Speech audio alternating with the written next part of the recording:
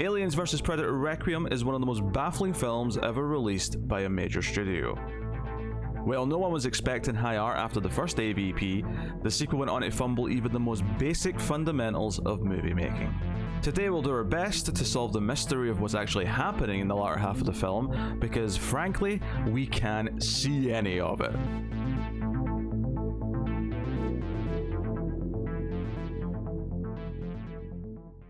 Welcome everyone to the Atomic Cinema Experiment. I am Peter, and joining me as always is Tara. Greetings, citizens. This is a science fiction movie podcast. We get together and we talk about a science fiction film that we've watched that is quite that simple, and one of the things we've been doing recently is working through the Predator franchise. We did Predator, Predator 2, then Alien vs. Predator, which unfortunately leads us to today's film, which is Aliens vs. Predator Requiem. You sound so upset. Of course I sound upset. You watched this, Tara. How...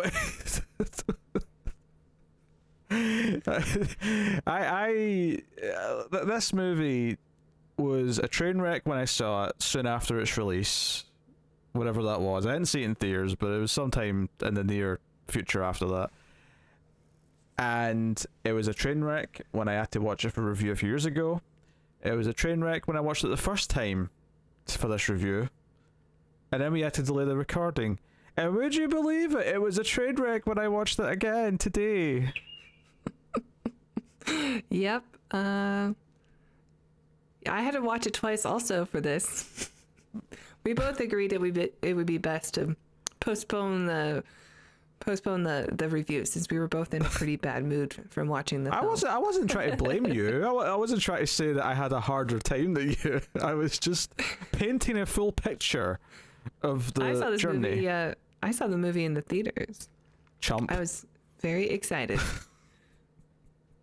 I couldn't wait to go see it. I sat in a theater all by myself and did not enjoy any of it.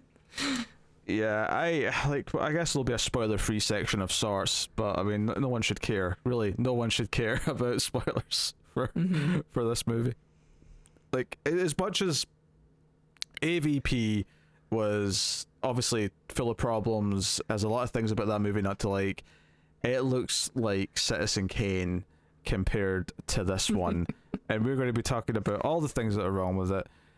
We'll break down what's in the film and try our best to make this entertaining, amusing, funny.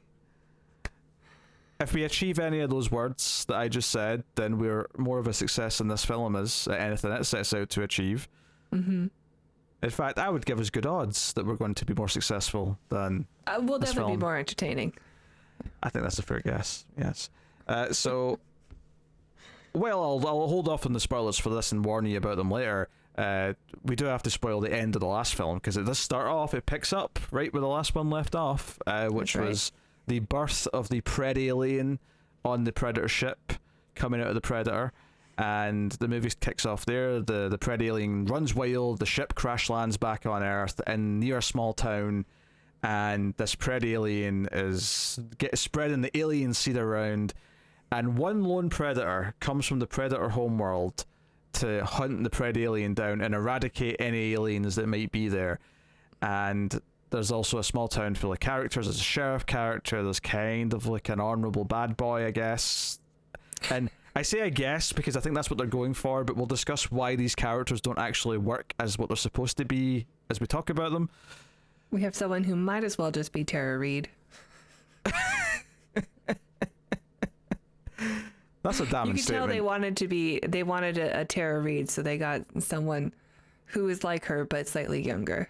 That's a damning yeah, because this is like 8 years after American Pie, so she can't play teenager anymore. Yeah. Although, that said, all the people in this movie that are supposed to be... Like, there's a point in this movie where someone refers to, I did something in class today, and I went, wait, what? What do you mean class? Yeah. You're not a high school student, shut up. This movie's just full of surprises. Yeah. So Yes, we got characters to deal with and how that doesn't work. We have cinematography to talk about in a way that we don't normally talk. I mean, we talk about good visuals, good editing, good direction of the visuals. We're going to talk about exposure today, and we don't usually talk about exposure when we're talking about films on this show. I mean, when I'm talking about exposure, I'm not talking about people taking their clothes off. I'm talking about. We definitely would talk about that all the time. Oh yeah. Oh, if there's boobs, we're going to talk about them. We have to have like an exposure section of our reviews from now on. Yes, exactly. Was there a show called Northern Exposure? Is that a thing I'm making up? Yeah, that's a real show. Okay, I was going to make a Canadian, like, we'll call it Northern Exposure because you're Canadian. Damn it! I should have just went with the unfaith. Yeah, but that kind of sets a. I don't know. People might expect something else. Yeah. Plus, it's just a stupid thing. I mean, Canada's cold. No one wants to be naked in Canada. It's too cold. Anyway, wakes you up. So, yes, we got all these things to talk about, right? What it does or doesn't do with the Alien and Predator mythos, all these things. Honestly, it's one of the most baffling, because it's one of the most baffling mainstream movies and like one of the biggest train wrecks of a mainstream franchise because yeah, sure, there's Hellraiser sequels that are probably a bit on par or maybe slightly better than this, but after the first couple of those, like they were like these direct-to-video things that were being churned out with no care in the world.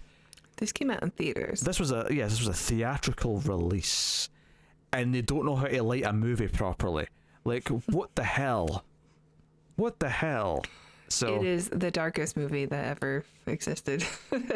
And not in tone. Like, just to be clear what Tara's saying there. We're not talking about it being dark in tone. We're talking about it being so dark to look at that even in broad daylight scenes you're going, this feels underexposed. This feels like just a little too dull.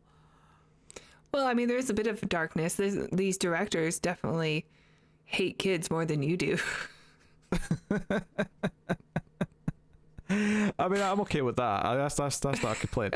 Best scene of the movie, but no, this is like, if the daytime scenes feel like they're a little too dark, then what about the scenes in like dark sewers or at nighttime where there's actually monsters fighting and there's all these quick camera cuts? You've got no hope in hell. You have no hope in hell. So there's moments in this movie where you can't see like faces properly because they're in shadow and it's not exposed correctly. So instead of having like the typical moody thing where you've got like a bit of shadow on a face and it's kind of moody, instead you can see a little bit of the side of the face, and then the part that's got the shadow is just like, it's just black. You can't see anything. This movie needs one of those things when you first start a video game and it says turn all the exposure all the way to where you can barely see an image or whatever, and just shoot that all the way to the right. Yeah, that's what it feels like. If the fact that a movie get released in theaters within this state is shot, and it's almost like they were watching some David Fincher and were trying to emulate like David Fincher's moodiness, but didn't understand how to actually achieve said moodiness. Well, there's not enough like that green yellow bile filter that David Fincher always shoots through, which I mean looks great for him, but it looks terrible when everyone else tries to do it. Right. Yeah, I took the time to like look at each actor in this movie on IMDb because I'm like, how has this movie been released in theater? And I literally know like nobody in this movie. I actually do know two of them. I actually have. There was a face or a voice, I should say, I recognized eventually, but they seem like they're all TV actors. So, and I don't watch a lot of like newer television. Sure. So the military woman's husband, he was on True Blood, so I vaguely remembered him from that. And the military lady herself was on 24, which I did watch a lot of that back when it was coming out. I recognize the boss of the pizza place because he plays cricket in It's Always Sunny in Philadelphia. Oh, so he does. You know what? I didn't catch that. I recognized it the second watch through. I'm like, I know this voice. I didn't catch that, but that's a good. He's not covered in filth and missing some teeth and going through trash cans. Yeah, isn't that the one that would try to be a priest and then like they make him fall from grace like immediately, quickly? Because he's in love with Dee. Yes, and Dee just rejects him after like mildly implying that maybe there's like a future there. Yeah. Okay. There you go. So yeah. Other than that, yeah, it's a bunch of people I don't know, and although a lot of them do have a lot of TV credits of stuff that I've not seen, so they're all working actors at least, which is nice. But well, except for the guy who plays Ricky, he's got a pretty terrible story that ended very, very early. he was on a big TV show though up until that tragic ending. Yeah. He was in Sons of Anarchy. So That's right. Yeah. yeah. I did watch that first season. I don't remember him in it. I think I remember his character. Yeah, I mean, like, I didn't like the show. So. like most people in this movie, he's terrible. But I don't know if I necessarily blame all the actors for that, because I feel like the brothers Strause, and I guess we're at that point of the podcast, we're going to talk about the directors, who went on to make Skyline, which I've not seen. I've heard nothing but bad things about, and unfortunately, it's a sci-fi movie. So one day we're going to have to watch it. One day. But yes, it's worse reviews than this movie. Oh God. When this movie ended, it came up saying directed by the brothers Strause, and I damn near spit out my drink and went, "You pretentious pair of cocks! Like, you're trying to make yourself sound fancier because you're putting your name after the word brothers instead of before it. Like, what, you think this gives you prestige? You think you suddenly have some intrigue and mystique because you're swapping your words around a little bit?" Yeah, they're like the new generation, you know, they gotta be cool. I bet they have frosted tips for their hair also. Yes, well, I was just waiting for the next Breen Neal movie to come out just to copy this trend. The Brothers Breen would be a much better. And it's just him with his twisted pair. The Brothers Breen is just Neil Breen and Neil Breen with a beard. Yeah, Twisted Pair is a movie about twins or clones or whatever. But either way, yeah, they sound really bunched up. It's just need to shake them out. It really does sound like testicles. Like, it's a really bad name. It's a good movie though. It's better than this. It is way more entertaining. Yeah. So, yeah, the direction is atrocious. Like, it is absolutely gobsmackingly atrocious. You cannot see things in most of the scenes where action is taking place. I actually sent a message to Tara when I was watching this, not today, but the first time, because it had been a while and I'd forgotten all of it. Is I was like 40 minutes into the movie, and there'd been several scenes with xenomorphs by this point, and I sent a message to Tara that said, "I don't think I've clearly seen what the aliens in this movie look like to talk about the design of them." You do eventually get a bit more of a glimpse, and honestly, they do seem kind of shit. Like, they seem a bit too fatty to me. There's like too much busy stuff going on at the sides. Oh, okay. Of the heads. Yeah.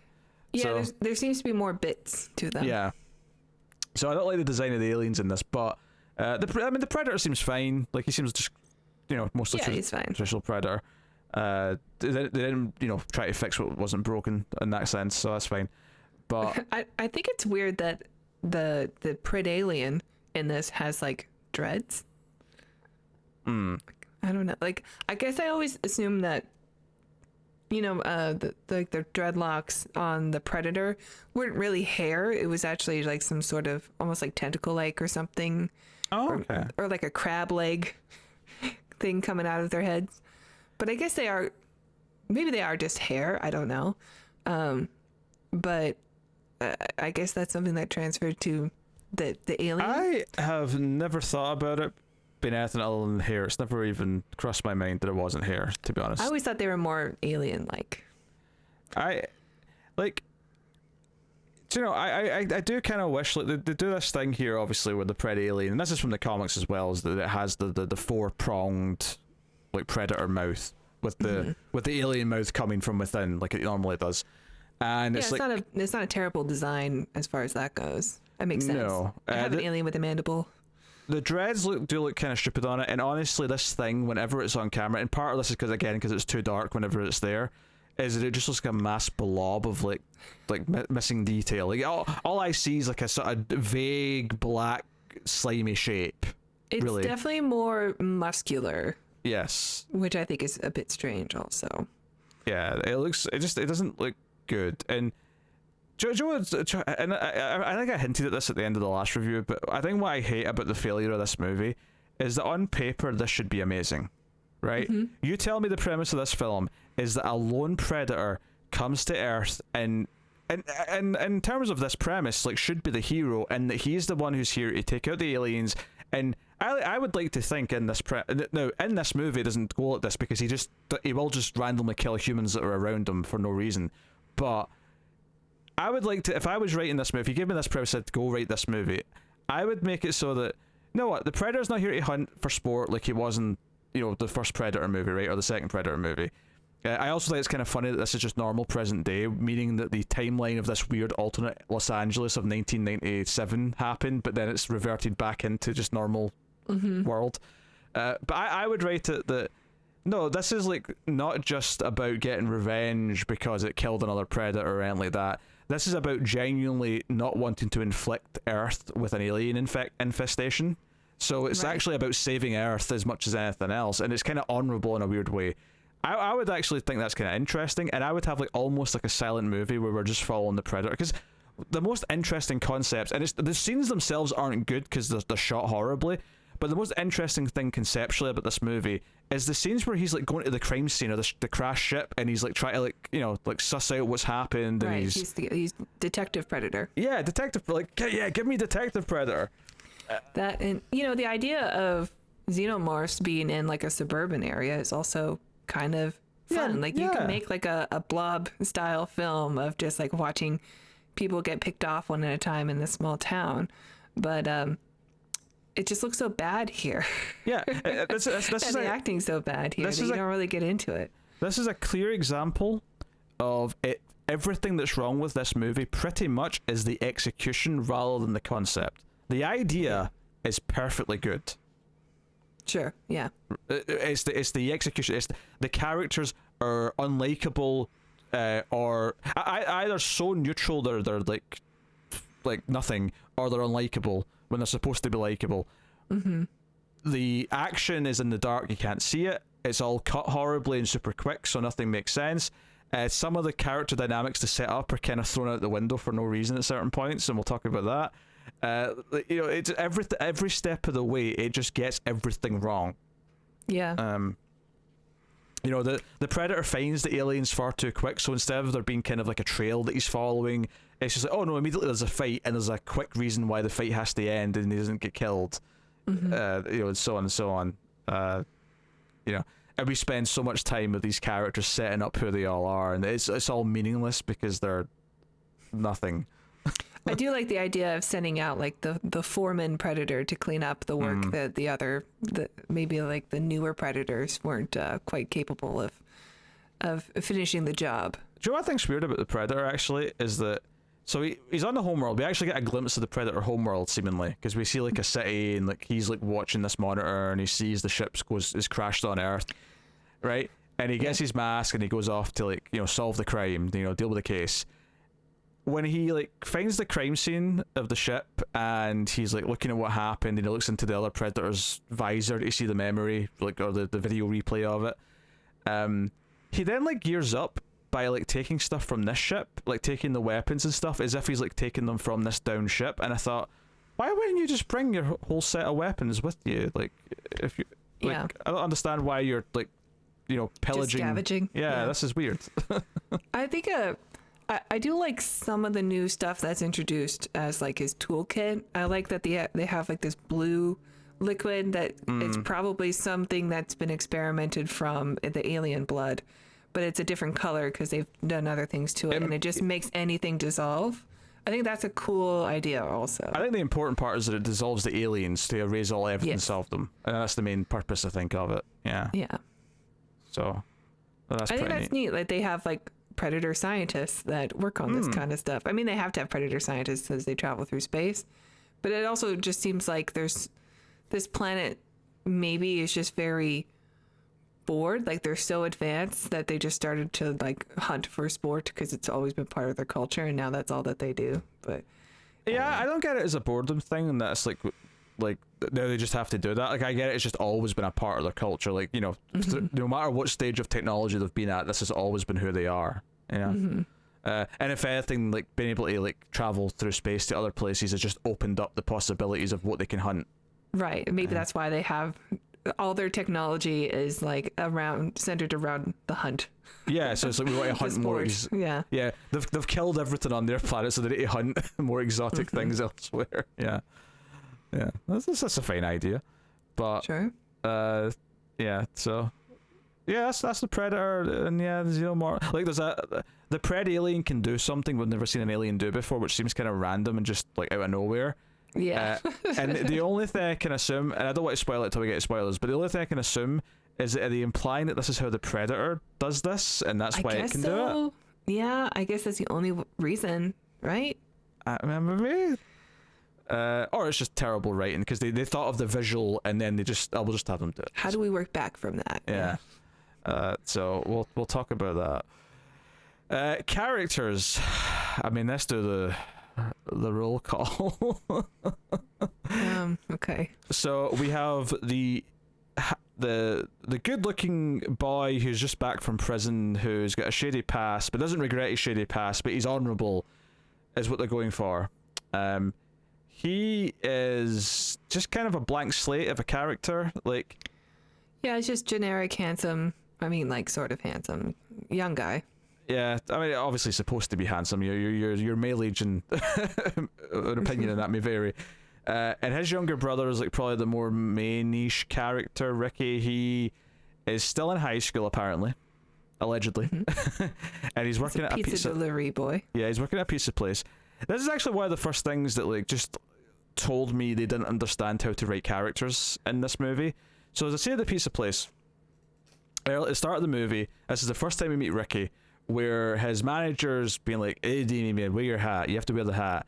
And he's like, "Hey, the only reason why you're making me wear the hat is because someone made you wear a hat." And there's nothing wrong with that line. And then he's like, "Okay, here's 4 pizzas. They're going to this address." And immediately Ricky's like, "I can't make that delivery. Make blah blah blah, do it." And he's like, "This is not a democracy. Do it." And so the manager's been really unlikable because there's nothing witty or like he does just feel like he's been a dick even though he's right. And then Ricky's being unlikable because he's just been really like obnoxious about it. And you're like, the way to do this moment, right, or one of the ways to do this moment is like, the point of it is that he doesn't want to go there. He doesn't want to see the girl that likes him dressed as pizza delivery boy. He doesn't want to be the pizza delivery guy to her and her douchebag friends who are going to make fun of him. Like, it's high school. That's very important. Yeah. Just have him react to it. Like, have him see the address and just have him like look apprehensive and maybe even have him ask like, "Hey, can I get another one and give this to Brian or something?" And like, just have him like ponder it. But the way he just sort of like puts his foot down, is like, "I can't make this delivery." It just like, I don't like you. I don't sympathize with why you don't want to make this delivery. Yeah, I agree. It's not a strong start.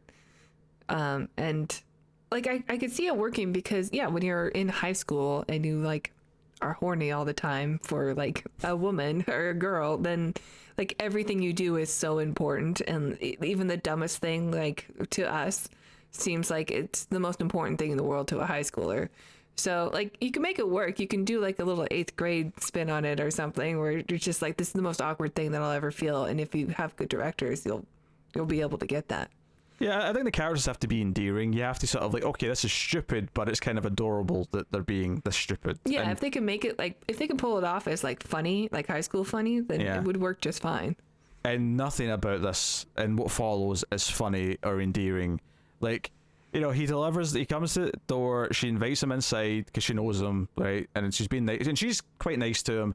But her friends, including her current boyfriend, and for some reason there's a running joke where she says, like, I'm thinking of firing him soon. She keeps referring to dumping him as firing him for some reason.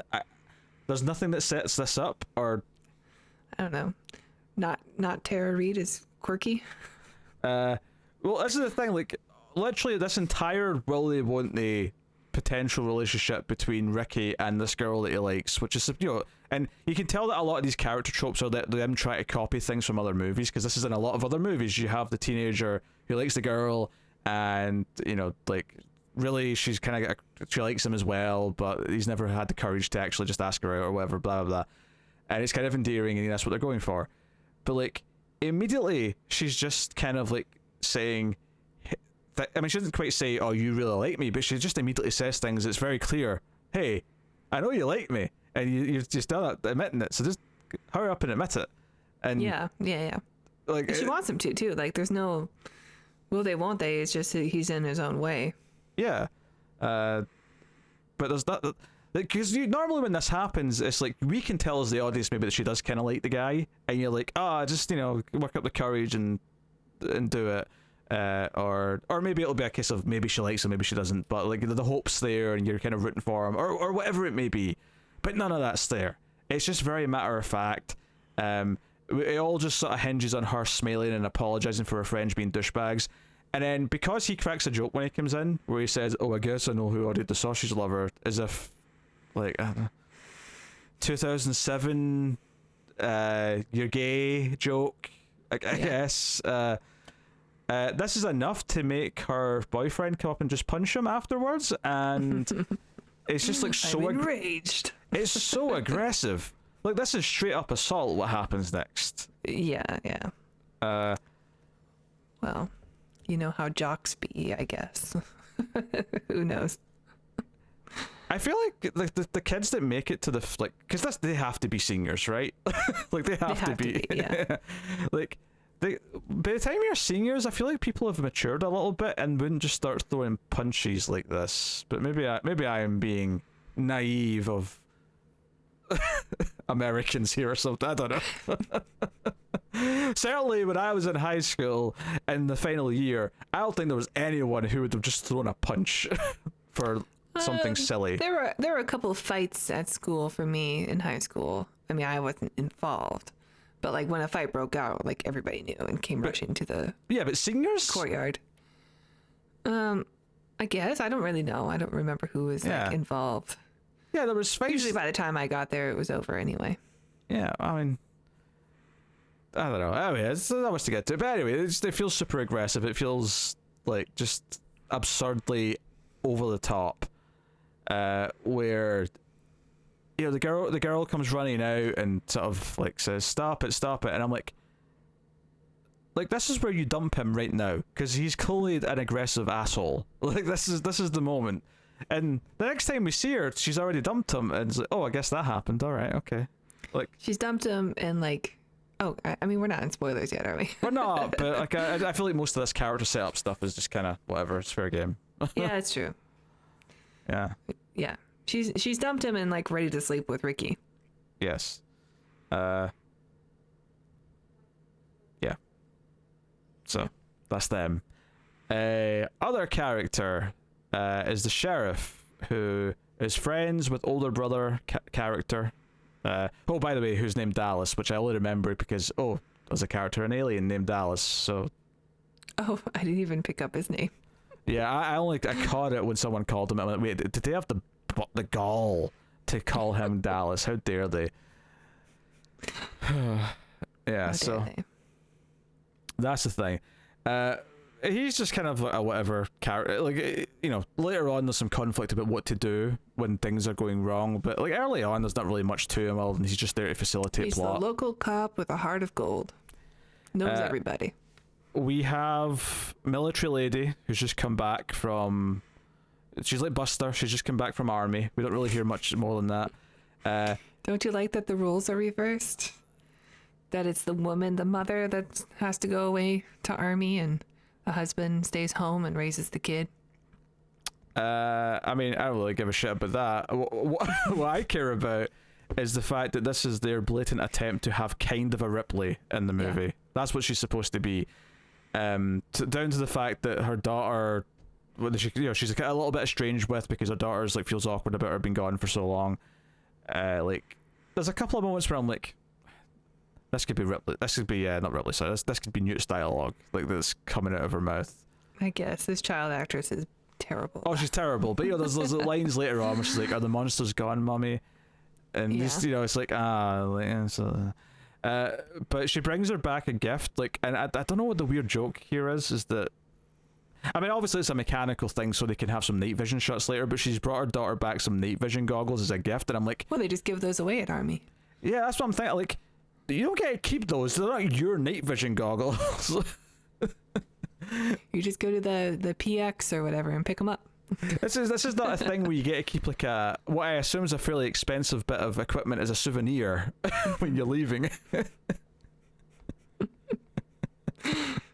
I mean, what's next? Like walking back in with like some C4. There you go. Just a belt of grenades. There you go, baby. I brought you some C4 back from my latest tour.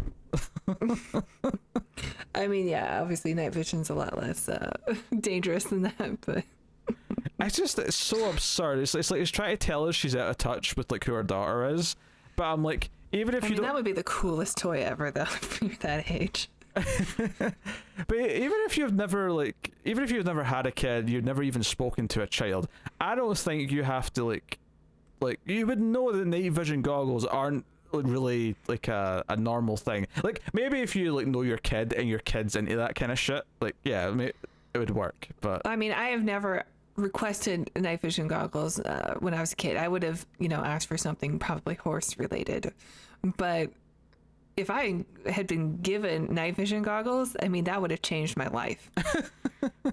I never would have gone to sleep. Sure. But it's meant to be this quirky thing in the script, right? It's meant to be this, oh, she's so out of touch with her daughter because that's what she has for her. It's meant to be that scene where, like you say, the roles are reversed. So normally this would be a dad who's not got anything for his daughter, so he gets like a generic teddy bear at the airport or something. Instead of like Shimmer and Shine, yeah, or something like that. Or like hands his like 8-year-old son like, here's some aftershave because that's the only thing that they had at the store. It's not really useful yet, but in about 6 years it's going to be very important. Like it's maybe that kind of thing. And yeah, so it sets up that dynamic. So that in theory the arc is that her daughter's going to learn to trust her and like embrace her mother again. That's kind of and she's going to win her daughter's respect or whatever back. Yeah, her daughter's always asking for her dad, and mother's a stranger, that kind of thing. Yeah. So that's kind of their thing. Otherwise, like, other characters aren't really that important necessarily. They're just kind of there to facilitate things. Like the pizza manager comes back into it fairly late on, but like those are the main characters who actually have. Yeah, there's like a diner girl and another cop or something. Yeah. Yeah, but they're just kind of fodder for death. Nice. By and large. That's what we want. Well, that's the thing. Like, if you just told me it's going to play like a slasher movie, I'd be okay with that. Yeah. But the deaths all suck, and the characters are annoying. One xenomorph amongst like a apartment complex, that'd be great. I mean, these like the brothers are supposed to be the ones we're rooting for, and I hate both of them. Yeah, they're both not very likable. Yeah, they're angry, annoying. Like, because even the little brother's got anger issues. He wants to go and like beat up the guy with a bat after the punch incident. And his older brother, who's like, no, I'm mature. I've been to prison and I know how to keep my temper in check now. I'm going to stop you from doing this. Yeah, don't be like me, handsome. But his anger never really like factors into the plot at all for the rest of the movie. It's not like it's something that comes up when he's like in danger later, really. I mean, it gets him in trouble at one point, I suppose, but like that's it. That one moment's like the only reason why he has anger issues is that. Mm-hmm. Yeah, I don't know. Let's just say spoilers. We need to talk about things. I'm dancing around things, damn it, and no one gives a shit. Let's talk about the opening. The opening, the Pred alien going around the predator ship killing predators, which again, on paper, this sounds like an amazing scene. No, I was thinking more of I think it opens with a hunting trip. No. Oh, is that after? That's after. That's the opening that I remember. Is let's kill a kid. I mean, unless you watch the theatrical cut and it's slightly out of order on that. I don't think so. But well, I probably did watch the theatrical cut, but I don't think it's. I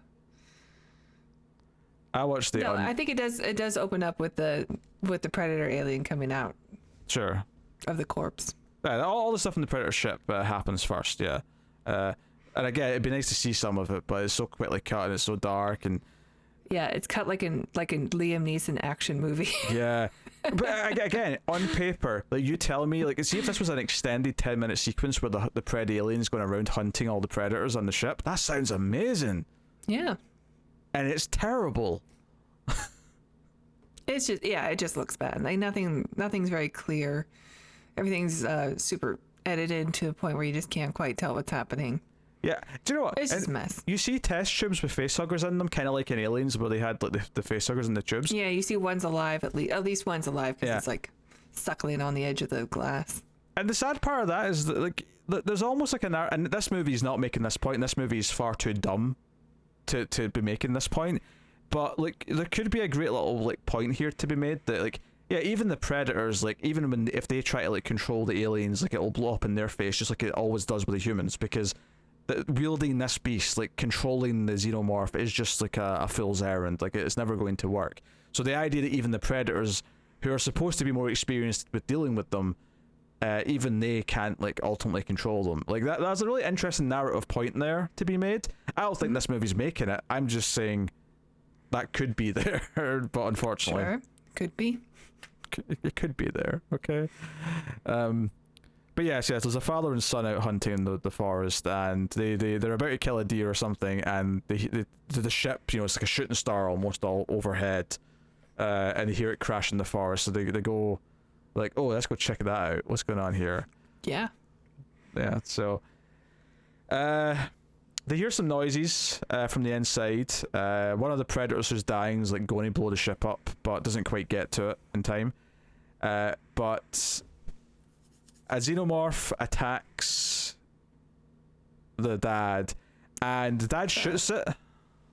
Not before the facehugger. Okay. Yeah. And maybe this was only the rated cut, but he gets acid. He shoots the xenomorph, and acid sprinkles onto his arm, and his arm falls off. I love that scene. I love that moment. I like. Well, I like it in theory. Like, if it was going to be this schlocky and just have comical things like limbs falling off because of the acid, that'd be like fun. But there's a lot. I don't think we've ever seen that before. Is all, you know. No, we've not. It doesn't make this scene well shot though. No, but I did like the moment where his arm falls off and he's all confused, like what just happened. Like, well, because this is the thing, the facehugger moment that happens, because both him and the kid get facehugged, and when they wake up later and the facehugger happens, I thought the facehugger, or sorry, the chestburster effect on the dad looked terrible, because it had this sort of stiffness to it where when he's in the background and it's happening to the kid in the foreground, like with the way he moves, it's like the facehugger is like too stiff on him, so you can sort of tell that it's attached to his like body, if that makes sense. Like it doesn't feel like it's moving independently from him. Yeah. But yeah, you get this dual shot of both him and the kid being chest bursted at the same time. Yeah. It's just you already had to watch a kid go get face hugged and tortured, and then he wakes up and sees his dead dad and gets something burst out of his chest. I don't mind this. I don't know. It's a bad start for me. I didn't like that. Yeah, like the chest bursted a kid. Not really. I thought it was a bit gratuitous. Kid violence is not my favorite kind of violence. I have no problem with the movie doing it. Like, I mean, occasionally it works well. I thought, in the first It movie, it was a bit shocking, but it worked well. The opening scene, anyway, with Georgie. But like, I know you have problems with the film, but like, I thought that scene's really good. But yeah, kid violence, I think is still kind of hard. Like it's gotta be for something good if you're gonna do it. I don't necessarily mind it in a schlocky movie, especially like if this was just good schlock, that'd be fine. Like, oh sure, in the Blob, the '88 Blob with the kid in the sewers, it's great. It doesn't have to be great for that to work for me.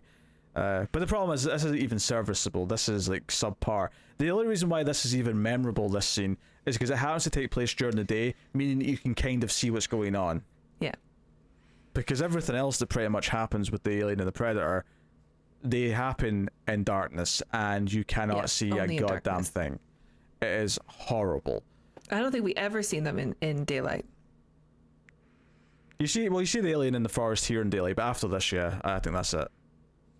I mean, I don't even really remember seeing the alien. I remember the face huggers, but I mean, I don't think that's a cut thing, because the arm does come off in this version of it. But. Yeah. Maybe it was Yeah, a because I fade. don't remember even getting a good look at the Predalien until later in the film. No, you don't. I mean, maybe it was a facehugger he shot. Maybe I'm misremembering what he shot at. But like, there was definitely one that he shot at first that led to his arm falling off, and then the facehugger happened. But yeah, I mean, if more limbs were getting melted off with acid, maybe I'd be into that. I don't know. Hell yeah. Yeah. So just to go back to the characters, then, since we're in spoilers, we could talk about the rest of the stuff. The main thing with Ricky and the blonde is that she says to him, I think it's when she goes to meet him at the start of his shift to invite him to the swimming pool later.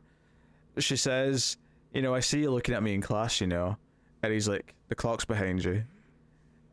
Which I actually found myself relating to that line a little bit, because I remember in high school always looking at the clock in the classrooms that had clocks. Oh, yeah. I did that all the time in I school. hated when they had them in the back of the class and not like above the teacher, above the the whiteboard. It was obvious when you were looking at it, yeah. Yeah. But so this is paid off later, quote unquote paid off, because when they go to the swimming pool at the school, which conveniently her bullshit boyfriend and his friends show up to like harass them like almost instantly. But they go to the swimming pool, and she takes off her clothes down to her undies, and the shot like frames like a clock in the wall behind her, and she's like, "So tell me, Ricky, are you looking at me or the clock?" And I'm like, this is the extent of their entire relationship, is this one thing. Because after this, because all the Predator alien stuff starts to happen, they don't even have a scene where they really talk to each other about how they feel about what's going on, about being scared. It's this, and then later on, and this kind of really bugged me actually. So later on in the film, it gets down to like Ricky's brother, the pizza guy, and her, and they're together, and it's right as they're getting to the hospital, which is where a lot of the climax stuff takes place. And I got really frustrated here because the one woman with this group, actually it's not the only woman, because military lady's with them as well. Where's she? Mm-hmm. Is she in the? Did she get to the hospital? No, she's with them in the truck. I don't know why she's not there in this particular scene, but in this I understand why you're struggling though, because Yeah. I had a hard time keeping up with all the characters and who was with who eventually, and how did this happen? How did they get together? for some reason, because even though her and her daughter are with them, generally speaking here, for some reason they're not in this shot when he's describing this, because it's the three of them, because basically the big brother's saying no matter what we have to protect the blonde, right? And then like pizza guy's like, screw that is a chivalry crap, like let's protect ourselves, right? He said none of this Titanic stuff. Yeah, that was the line. Yeah.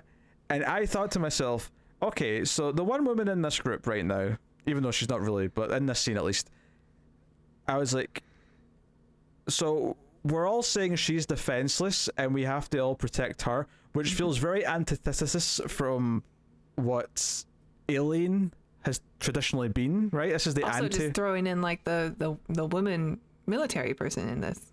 Yeah. So that's but she's blonde, so like, we Yes. gotta protect her because blonde means weak, and she's pretty.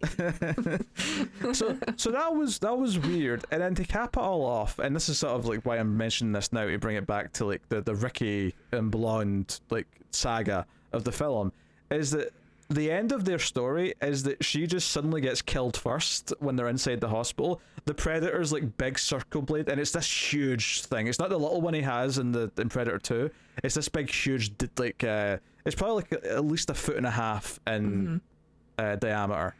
But Yeah, he brought the big guns for this job. But like, she gets impaled up against the wall, and it's actually a pretty funny death.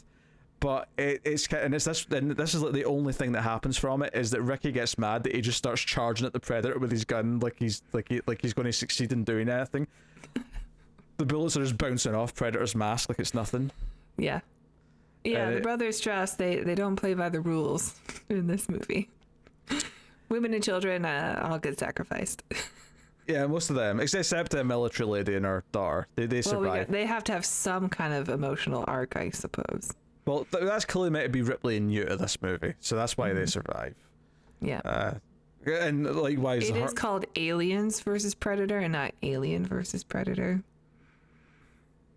I know Tara was looking forward to making this point. She kind of showed me her intentions before the show. Well, I was just saying, like, I didn't realize till basically now that this movie was called Aliens versus Predator and not Alien versus Predator, because Alien versus Predator is like the franchise.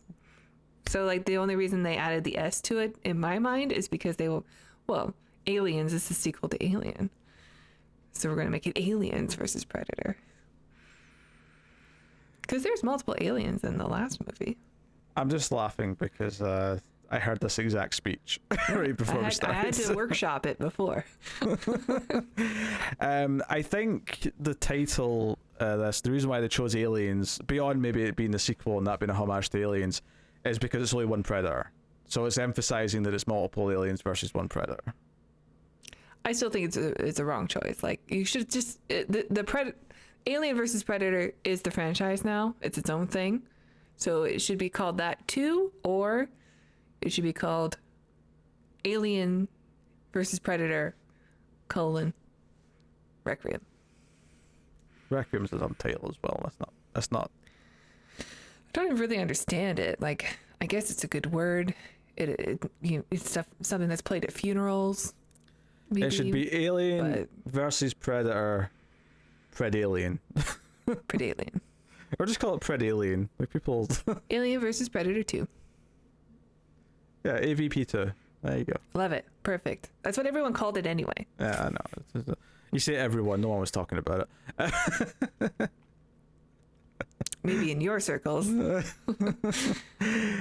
Yeah. So yeah, Ricky gets impaled because of his little tantrum when the blonde dies. But I'm like, what do you think you're going to do? You've seen this, like, both the xenomorphs and the predator like tear through multiple people at this point. You have no hope of succeeding in anything with this little, like. Does this predator have the shoulder gun? Because I don't remember it. Yeah. Oh, okay. I don't remember the red lights coming out. He puts it on when he's suiting up at the crash ship. Okay, I guess that would be like more of a special effect because things have to move around on it, but it is disappointing that I didn't get to really see it in good use. Yeah, I didn't really use it much this movie. Oh, by the way, these directors are visual effects artists. Like, that's what their career is. They've had 2 directing like movies that went to theater, and like a bunch of music stuff, and they do visual effects. Color me not shocked, because they clearly don't know how to direct. Well, I just mean, like, you'd think that they would be better at making a good-looking science fiction film then, because they work on blockbusters. Well, yeah, but they don't, like, cinematography is not the same thing as like anything they do. So, but they're just so focused on like how something should look. Like, you think they would have an idea. Like, we worked really hard on this. Let's light it so people can see it. Maybe they didn't. Maybe someone else obviously did the effects because they were busy directing, and they said, that's not as good as our work. Let's make the movie dark so no one can see your shitty effects. Directed by the Alan Smithy brothers. The brothers Smithy. There we go. Oh dear. Yeah. So let's go back. Let's not jump to the hospital just yet. We got shenanigans afoot around. Well, one of the big things so there's a bit of like a mystery element early on where it's because the dad and the son are a bit missing in the woods. The wife has like got the sheriff looking out in the woods for them, and eventually one of the other deputies gets killed by the predator because he runs into him when he's looking for the missing people. And it's like, okay, 2 people have died. 2 people are missing and 1 person's died now, and he's been hung upside down and skinned. Even though this predator's not hunting, so I'm not sure why it went through the whole ritual, if you will. Why wouldn't he just like pour the blue shit on it to like erase the evidence like it has been the other stuff? I don't know. Because that's what he does to the dad and the son when he finds their bodies. He's like, oh shit, they've been chest bursted. I'm going to erase the evidence. Yeah.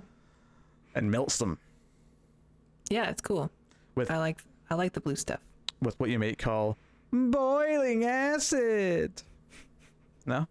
I was thinking more of the of Breaking Bad, not just because it's blue, but because like of the acid that's used to melt bodies in the tub.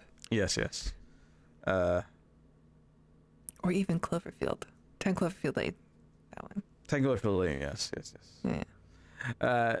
Yeah. So you've got this all going on. There's like the wife of the deputy who's now died is also worried now, so that's the thing going on. She ends up getting killed fairly early in the diner she works at. There's a couple of little things like with the characters that are really weird to me.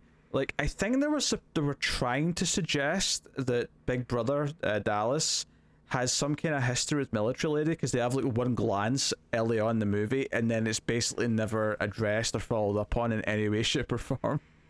Did you think that the cook in this deli also, or diner, also gave the girl kind of a weird look when she was leaving? That maybe it's just a music sting or something, because he was about to get attacked by an alien. Where I thought, what was that look for? Like, were they implying that he's evil, or?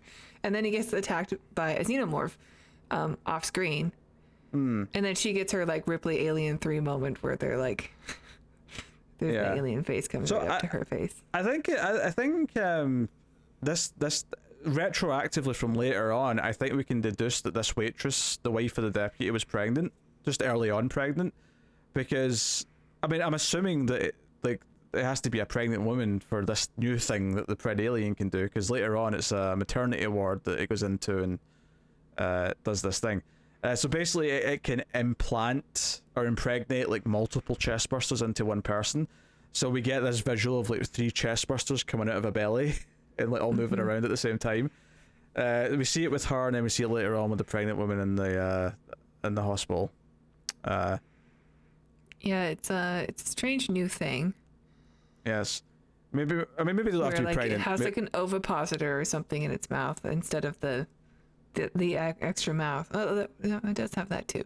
Maybe it doesn't. Yeah, well, because you can see it sort of like doing it's sort of like, yeah, it's doing mouth to mouth, and you can see like sort of movement as it goes. Something travels. Yeah, something's going down the throat of the woman. Maybe they don't have to be pregnant. Maybe it just has to be a woman, so that like it's someone who can be pregnant. So maybe like, because that's why it comes out the stomach as opposed to the chest now, is that it goes into like where the babies would be booming. Yeah, it's an Abraxas rule. I don't know, the light over the stomach seemed nicer to me than this like weird like mouth pregnancy. Yeah. Oh yeah, this was actually horrifying. I do kind of like the imagery of it and stuff, but it is confusing as to, okay, what does this mean about the predator alien species? Does that mean that this is how they impregnate their women, is they just put babies in them through the mouth? And while we have seen the idea that the aliens the xenomorphs are a little bit different depending on which animal or creature it comes from, we've never seen it like its like birthing cycle change because of what it came from. I suppose the mild argument, if you want to give it so far, is that all the animals we've seen it come from, which is basically just human and either dog or cow. Was it a cow? I think it was a cow. It was something like a cow. It was as big as a cow, but it was some form of cattle. Oh god, it wasn't a cow. Yeah, it doesn't really matter. But the point is that they've all been mammals, right? They've all been earth mammals, and maybe that's why the differences aren't that much, right? You know, a bit smaller, a bit bigger than usual, depending on the mammal it comes from. But effectively, we're all very similar from a biology standpoint, right? We're all warm-blooded creatures. We all, we're not, it'd be interesting to see a predator, or sorry, not predator, an alien, like maybe a chest burster come out of like a whale. Like, how different is a sea creature version? Well, still mammal. Oh, right, good point. Still mammal. You know what I mean? A shark, right? A great white shark has been chest bursted. What is the? We just have the next sequel. What is the? Oh, it's like Alien meets Jaws. Oh, that's an idea. Yeah. But like, what is the alien that comes out of the shark like? Is it natively it's a swimming? Be a great swimmer? Yeah. Yeah, it's a swimming shark. I mean, the aliens can swim anyway. Teeth. I mean, the aliens can swim anyway. We know that. Like, we see that in this movie even. Can you imagine how Jaws would have ended if it was a xenomorph Jaws? In that explosion, all that acid everywhere. Oh, geez, yeah. It would have been really messy. They'd have to try and swim around it to get back home, because, they swim in the barrels. So. Right, yeah. It could have even just splattered on them, just like a rain of acid. Acid rain. Yeah, there's some... Just acid mist. Trials and tribulations. So, yeah. I think we're onto something. That's all I'm saying. So basically, the bullies, if you want to call them that, after they beat up Ricky, throw his keys down the sewer. So we have the two brothers going to the sewer to go get the keys. And there were so many little things about this that just annoyed me in like a writing progression way, where it was like the big brother's like, okay, let's go find your keys, and then he's like, wait, we're going into this sewer entrance because you don't want the girl to see you like covered in shit, and then he says there's going to be shit to be covered in. I'm like, it's a sewer, dude. What did you think you were signing up for when you said I'm going to help you with your keys? Well, I mean, yeah, it's a sewer line, but the sewer lines also have like water. that comes obviously. Through it. Yeah. But it's not just all feces. That would be very stinky. There's like stormwater. I know you're right, but in the context of the scene, the brother says shit, and he's surprised there's going to be shit. It is still a sewer. There's still the possibility of shit was right. very valid. Yes. You can be pedantic and say there's a possibility there might not be a need to go into shit, but still, it's a very reasonable expectation. And then like says he's not going to help once he's down there with them. And I'm like, well, why did you come then? Like, what? Yeah. I guess just to stop him from getting into a fight, I guess. But like, you know, I don't know. It's these two bickering about shit. Literally. I mean, this is, I guess, what the directors think brothers are like. I mean, they are brothers. This is their relationship. This is their relationship with each other. Okay. Yeah. Debating about shit is probably just this movie. So eventually, obviously, they run into some alien action. They hear something anyway, because the brother still goes to go meet with Blonde at the swimming pool, which, excuse me, I'm only just now realizing that happens after this moment in the sewer. It's kind of weird that he's, I guess he's thinking he's going to get laid, so I suppose, yeah, like whatever it takes. Yeah, whatever it takes, but it feels weird that he goes for this casual swimming day after he's had this, shit scared out of him in the sewers. He can wash off in the pool. Aye, true, yeah. Let's go swimming together. Whilst all this chlorine will take care of all the feces. Oh dear. So yeah, they get attacked by aliens when the bullies are there picking a fight with them. They're in the water, the xenomorph is in the water, blah blah blah blah, whatever. It kills some of the bullies, they get torn to shreds in the water. And all of this stuff happens. Military woman's husband gets killed. He gets pulled out the window right after he says there's no monsters outside. Lol. And very quickly we're at a position where the sheriff's calling in the Coast Guard or whatever. Not a Coast Guard. The National Guard. National Guard, thank you. That's weird. Why would it be the Coast Guard? There's no seafront here. I don't think so. I think they're in Colorado. Yeah, they're very inland. This is the National Guard. And there's this weird jump where I know there's been a couple of deaths and there's clearly something going on, but they're already at a point where we need to get guns so we can get out of town. And I'm like, are you really at the point where you think this is something that the whole town's just going to be destroyed by already? This feels like you're jumping to conclusions here. And immediately the sheriff's helping them break into the sporting goods store to get some guns. And I'm like, I don't believe you're a couple of scenes later when he's on the radio and the National Guard actually do come into town and immediately get wiped out by xenomorphs. I believe that after that incident you would be like, oh okay, shit, we have to run, we have to get weapons and run because clearly we don't stand a chance. But they're already kind of at this we're going to loot to survive kind of mentality, and I don't really believe that they're at that stage yet. I guess, yeah. I suppose it didn't really bother me too much because people, they did see the xenomorph and you'd want to have some sort of protection. So at least there's that. But that's the other thing. There's a lot of really I don't know, imbeciles seeing xenomorphs in this movie and surviving for a long time when an elite team of colonial marines got wiped out almost instantly. And aliens, I feel like the aliens aren't as effective at what they're supposed to be doing in this movie. Yeah, I mean, maybe that's what happens when aliens breed with stupid people. They take on the traits of the stupid people. Yeah, this was a problem in the last movie as well. But yeah, also the chest burster to full size xenomorph scale is also very rapid in this. It was like they're on a clock. Yeah, I think we see one like transition shot in the sewers with the two boys, you know, I mean, the two brothers, where there's like a quick flashlight where you can kind of see something curled up, and then you see like the skin that it shed later on. Yeah. Still, there's a couple of homeless people who get very, very fast. Yeah, there's a couple of homeless people who get xenomorphed. Well, even the opening scene like is a xenomorph coming out of a predator and then just immediately killing all the predators as like a full-size alien. Like they're still around Earth. They haven't like left the orbit of the Earth yet.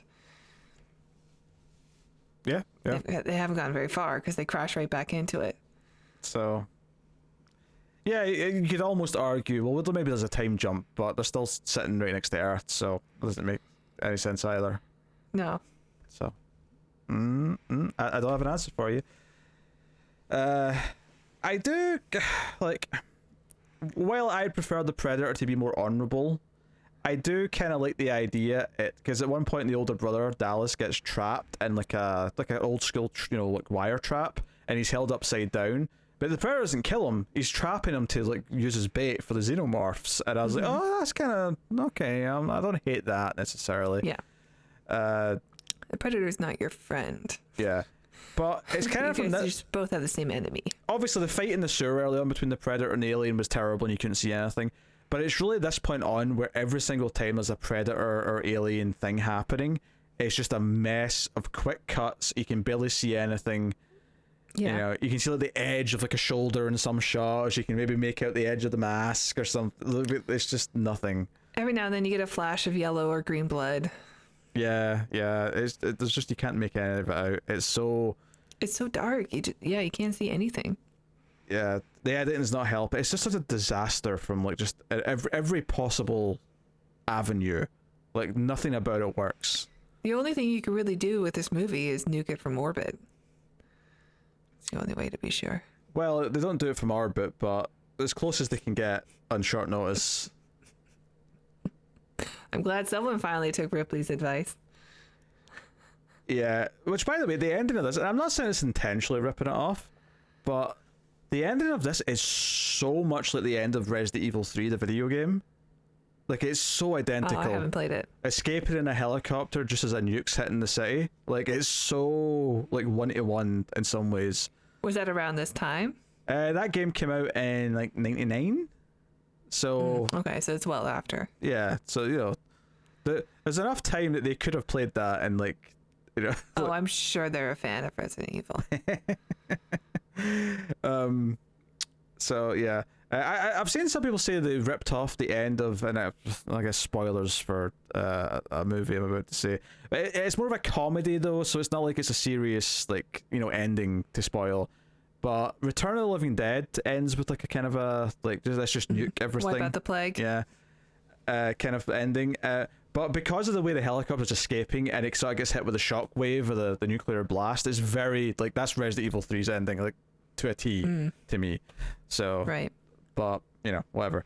All right, so they end up like getting to they run from the gun store. They get to like one of the armored vehicles that the National Guard came in on, and they run into some other characters and team up. The pizza guy's there, a couple of other red shirts, I guess. Yeah. And it gets through to someone, you know, I mean, obviously it's this, you know, military higher up dude. But the sheriff's like talking to him and saying, hey, we did an evac, like the town's screwed. And like it's already like a ghost town apparently. The aliens have already killed everyone. And he's like, oh, go to this part of town, there'll be an evac, airlift and blah, blah, blah, you know, however many minutes. And on the way there, military lady's like, no, wait, something doesn't add up. That's a stupid location for an evac. And they'll be thinking about containment first. I think we have to get out the town. I think this is like a bad idea. And they split into two. Luckily, she is a badass. Yes, luckily, I mean, she wears a tank top, So that's very Ripley. She has some smarts here where she's like, they're going to nuke it from orbit, so we we have to go. I mean, she didn't say that. She never actually says they're just going to bomb it, but there is somebody who says we have to get to the chopper. I'm not sure which part of the movie this happens. No, I know which part. I knew you were gonna roll your eyes at it. No, it's near the end. It's when they're on the roof of the hospital, and Dallas, with no charisma, says, "Get to that chopper." Yeah. Or get to the chopper. Yeah, he says the line. You need to get to the chopper. He says the line. He says it. I wanted him to die on the spot. Like, I really did. I just really wanted it to be over at that point. I mean, I wanted it to be over already. I mean, so they split into two, and it's basically so the sheriff and the people who decide to go with him are all there to die when the nuke hits, because they don't really do anything else. They're just kind of waiting for an evac that never comes. And like the guy in the plane who's like giving these orders is like, God help us all, because he knows he's going to kill them all. Whereas they all go to the hospital because there's a helicopter on the roof of the hospital. That's their goal. What they don't know when they make that choice, though, is that the aliens have decided to make the hospital their nest. So it ends up in a very dangerous trek up to the chopper, as they say. Which I think that's what maybe Military Lady was doing something with chopper related, because she's the one who can fly it.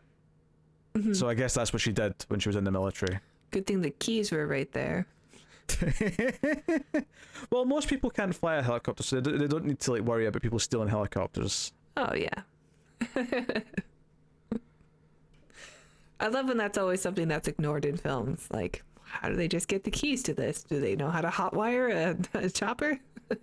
I guess. Maybe that's something that helicopter pilots are taught how to do, just because, like, if you're in a situation where there is no key, it's just a bunch of switches and buttons. Maybe.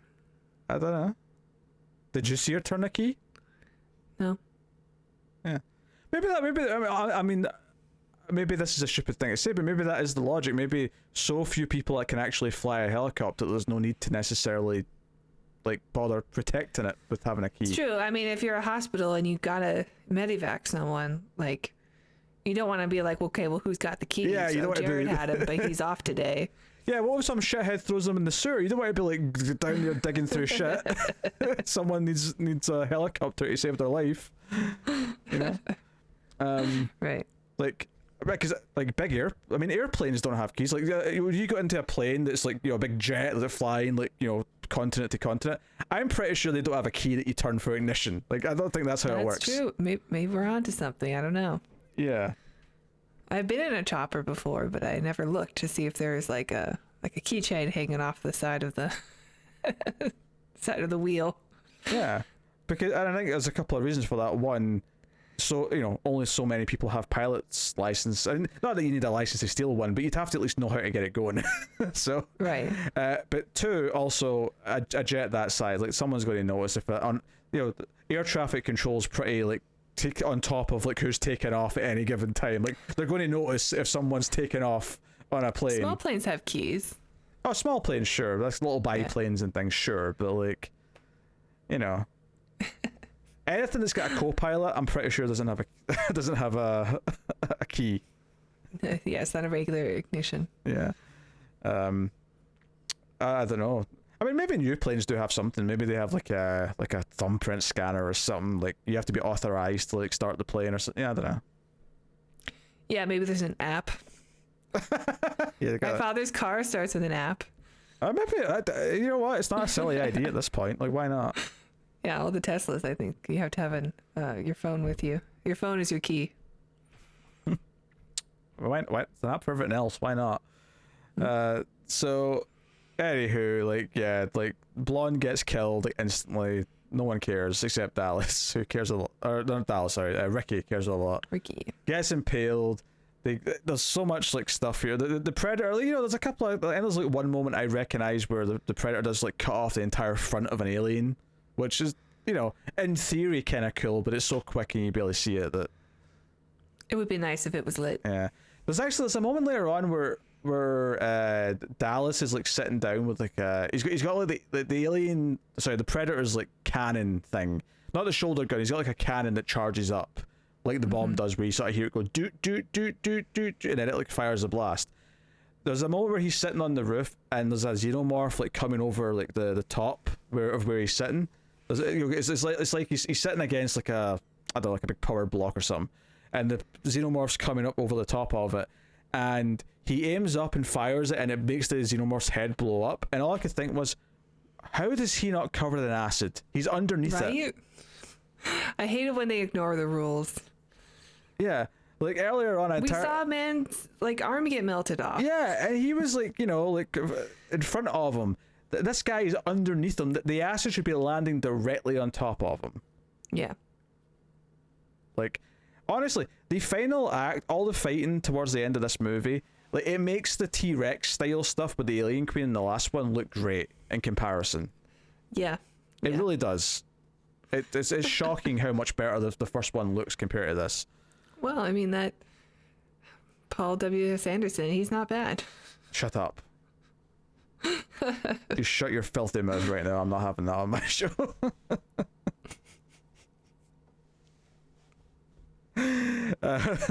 You said it looked like Citizen Kane. Compared to this, relevance is important here, okay?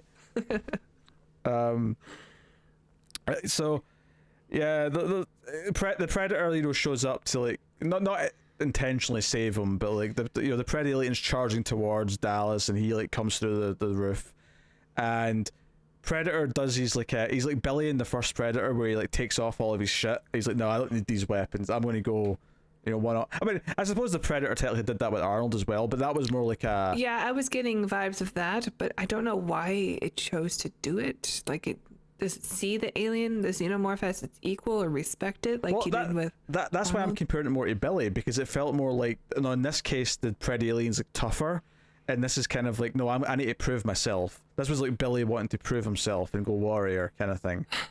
Poor Billy. You know, basically either I die or like you die. The time is now, kind of thing. And obviously, you know, they end up impaling each other, so they're both covered in each other's blood. Yeah. Right when the nuke goes off, anyway. Yeah. So it's. Yeah, so the helicopter sort of crash lands far enough away from the blast.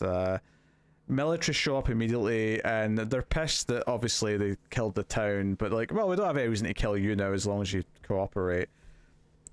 And we get this emotional. You think they'd have to go into some kind of quarantine, though.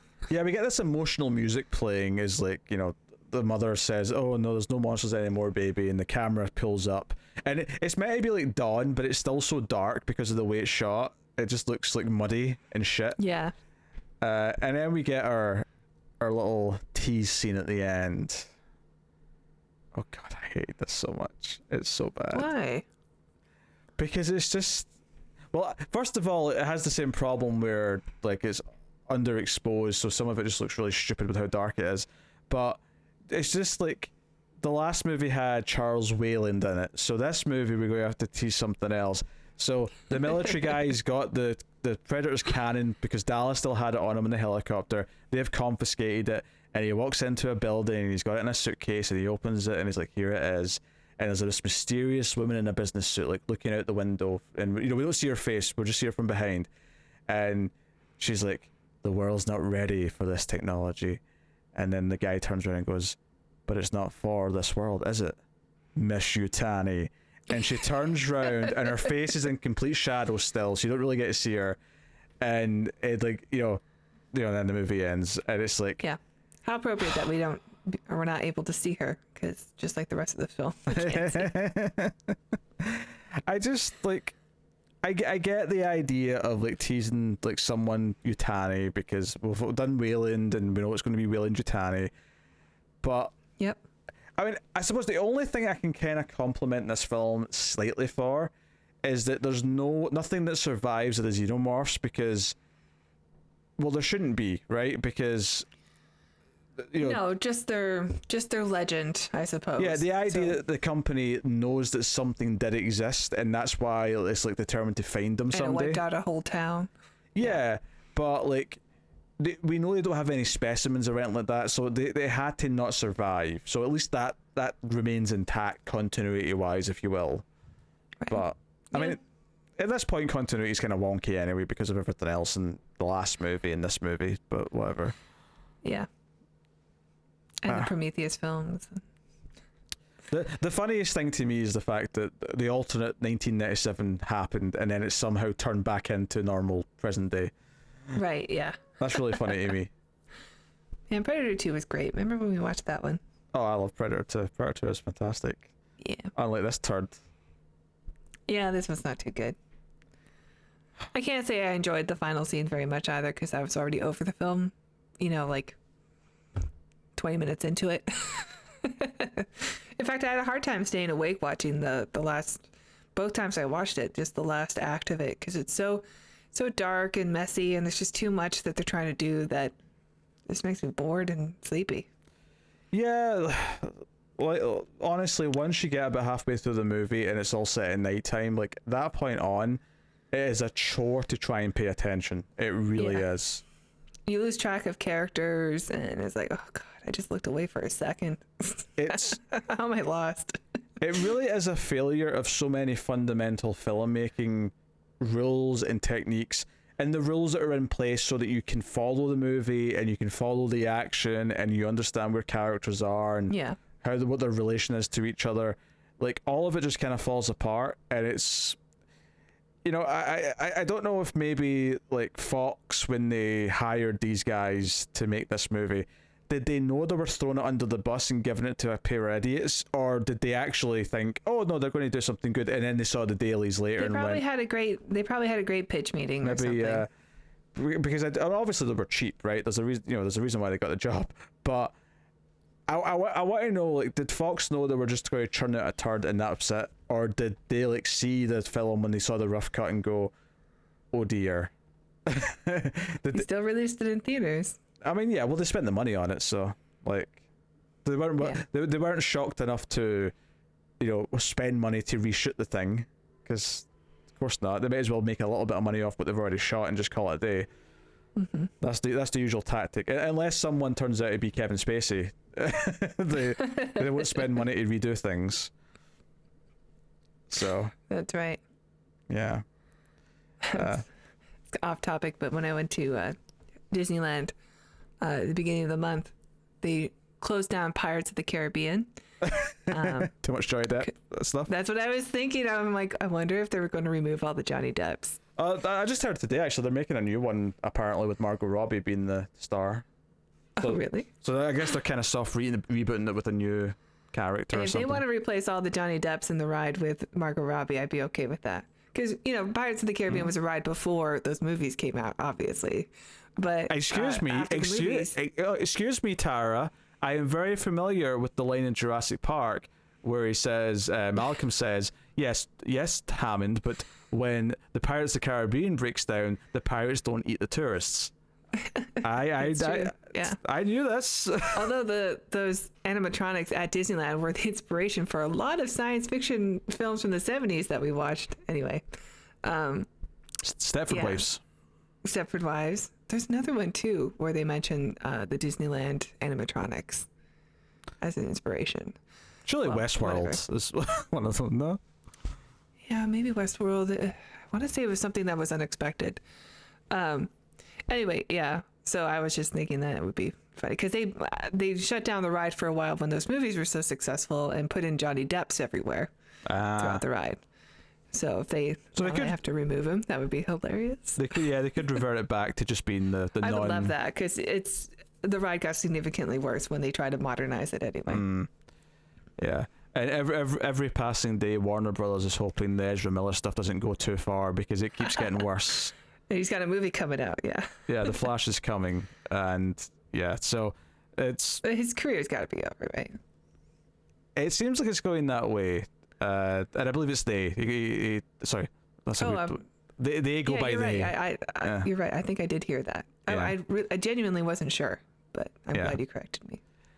So it seems like they are spiraling, and I mean...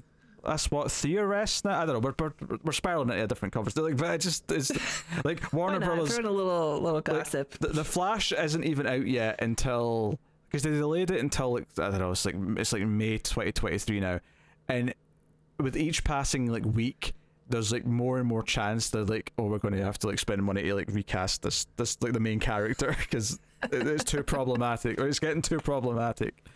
Just get Andy Serkis to come in and mocap and fix everything. They're already talking about recasting the role for the future, which, I mean, honestly at this point it's a no-brainer. Like, they're definitely going to do that. But can't they just get the guys that do the deep fake, put someone else's face over him? That won't solve the problem with the fact that Ezra Miller doesn't know how to run properly, because that was one of the weird like little things that was wrong with the Flash. What are you talking about? I watched the Oscars this year. That was the most exciting moment in film history, was Ezra Miller breaking the sound barrier or whatever. Did you not see this week that apparently there was the because that was like a fan vote thing. There was an implementation of Twitter bots to rig the vote. Oh, it was definitely rigged. The other vote was for like whatever. I don't even know what it was, but his zombie movie, Army of Dead or whatever, it also got #1. It was just all Zack Snyder. Right. Yeah. Yeah. Snyder fans.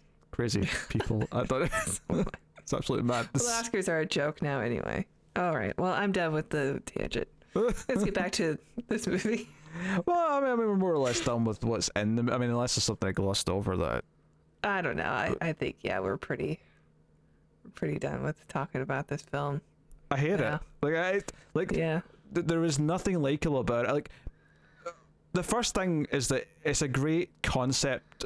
Maybe not for like a proper amazing movie, but for a good fun schlocky movie. A schlocky sequel with some budget for the special effects. There's a good concept there that they completely squander, and it squanders it in so many ways. You can't see any of the actual things going on, and even if it was better lit and better exposed, it would still be all these quick cuts, which would also kind of ruin it anyway. And then even if you fix those, the characters are like, they don't have to be amazing, but like, give me some, just like, if you're going to like do slasher movie character tropes, which is effectively what a lot of these characters are, like more extreme personalities. Yeah, just make them more fun. Like just have them be fun. Maybe don't take it so seriously. A touch. Yeah. That's all. But you've got all these problems just for so little compounding. Well, that's the thing. I'm not asking for like an Alien or a Predator, which is like an A+. I'm asking for something that can give me a fun B-. Right? That's all I'm really asking for here. Sticks to the rules that have been established with the other films. Yeah. I like the addition of the other little, I always like seeing what the Predators have on their tool belt, and there is some good additions in this one. But,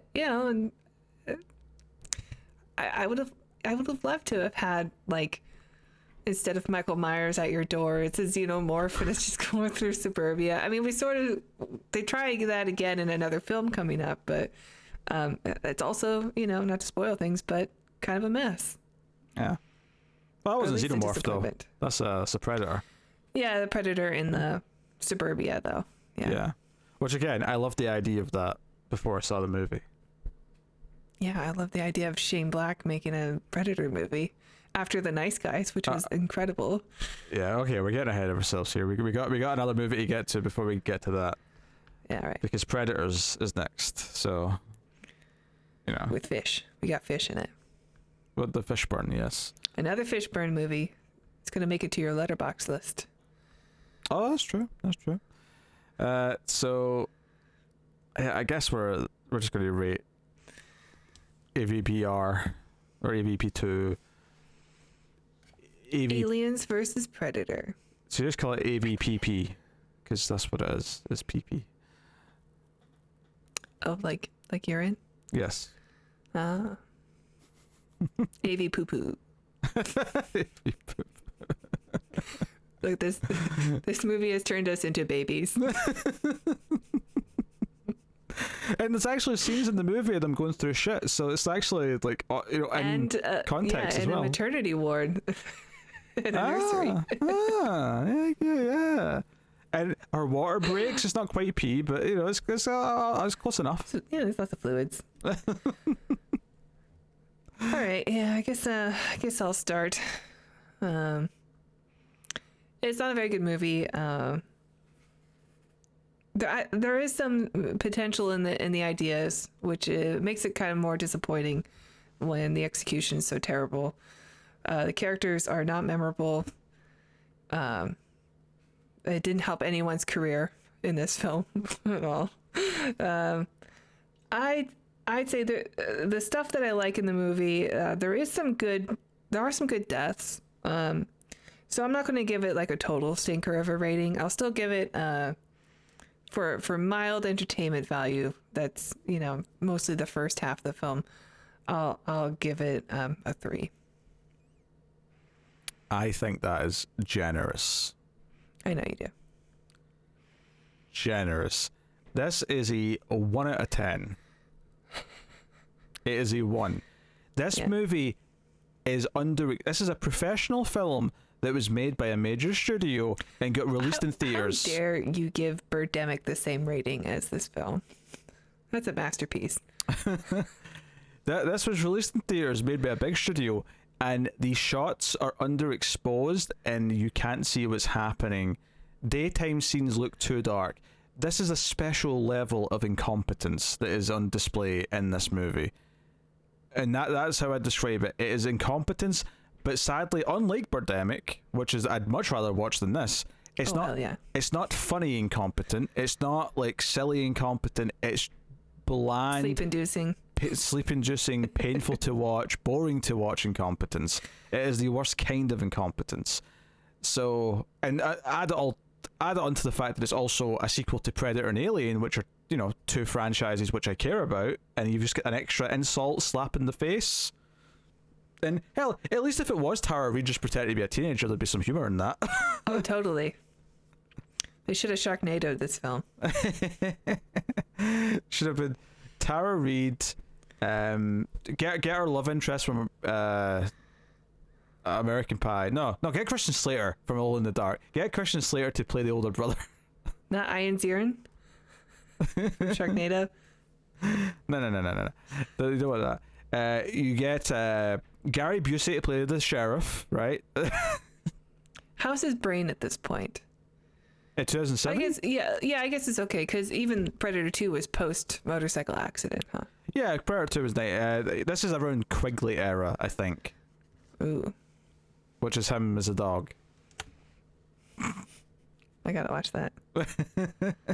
It's a bit slow in places, but it does have its moments. Joe is also in that movie. Patrick Stewart? No. Oz Perkins. Do you know who Oz Perkins is? Yeah, that's is the son of Anthony Perkins. Anthony Perkins, yeah. But do you know what else Oz Perkins has done? He's directed stuff. He directed The Black Coat's Daughter and Gretel and Hansel, which are actually really good movies. And he's in this really horrible, like, Lifetime style fantasy dog movie with Gary Busey. It's weird. It's really weird. I'm surprised I knew so much about Oz Perkins. I feel proud. Yeah, I didn't expect you to know that he was a director, to be honest. That's I'm impressed. I want to say it came up in one of our reviews. Like, maybe it's in a TV show or something. Oh, maybe it did. Yeah. Because I don't think you've seen Black Coat's Daughter or Gretel and Hansel, which is why I didn't think you would know that. No, I haven't. Although Gretel and Hansel is on my list. It's good. It's a beautiful film. Which is it's good looking, right? Yeah, the trailer looked good. Which is the total opposite of this, which is honestly, it's so bad looking that I hesitate to even say it looks like a film. It just looks like shit. I wonder if he directed like one of the Twilight Zones that we watched or something. Oh, that sounds right. That sounds like the sort of thing he may have done an episode of. Yeah.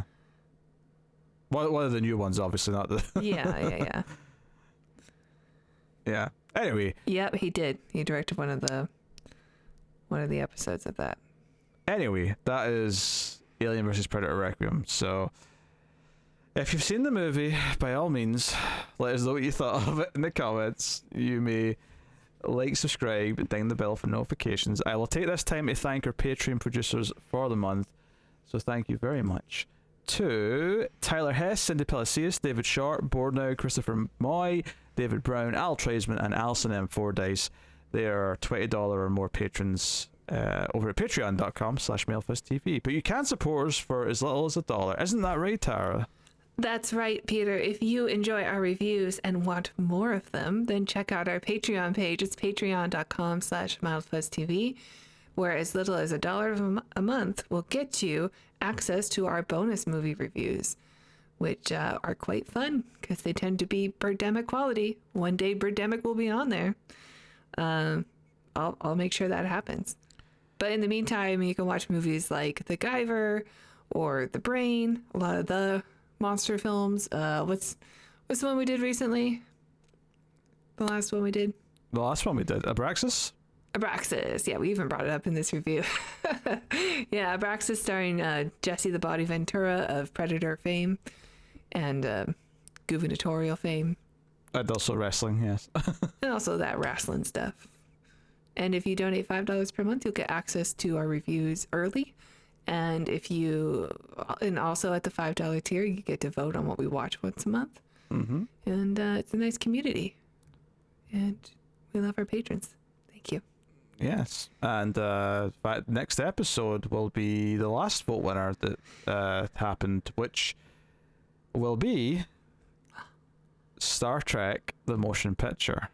Thank you, everybody. This was a fun vote because it's both of our birthday months. So we picked two of our favorite sci-fi films. Yep. I just had my birthday. Tara's birthday's coming up in a couple weeks. That's right. So. And this is we're not starting like the Star Trek franchise. We're just going to do, it came out with a 4K edition of the motion picture. Peter and Connor did all the films, or at least all the original series films. So we're going to let them finish that out before we tackle we're not going to work through the franchise sort of like too quickly. I imagine it may be kind of like what we do with Alien, where I'm not going to say we're definitely do Wrath of Khan next year, but it may be the sort of thing where maybe Wrath of Khan will be on a vote sometime next year, and maybe so it'll be like a slow burn where every so often we'll maybe get to the next one. We gotta savor the Trek, they're special. Probably because me and Connor already reviewed them, but at the same time you guys still are gonna, presumably once you finish the Next Generation, you're gonna do those films too. So it'd be weird if we also reviewed them. Yes. So just spreading them out nice and long form, but it's time for the motion picture next week, so that's what's coming up. So hopefully you're looking forward to that, and I will tell you all next week why it is a highly underrated film. You can take that to the bank. Hell yeah. The blood bank, to quote the legendary Steven Seagal. So he is a legend. Yeah, not necessarily for the right reasons, but yeah. So there you go. That is the show. That is the Atomic Cinema Experiment. Thank you once again for joining us. Of course, get us on Twitter at @ScreamsMidnight, which is the Male Fuzz Movies Twitter. So you can do that. But otherwise, that is us. So thank you once again for watching or listening. We always appreciate it. Keep watching sci-fi and computer at Salsa.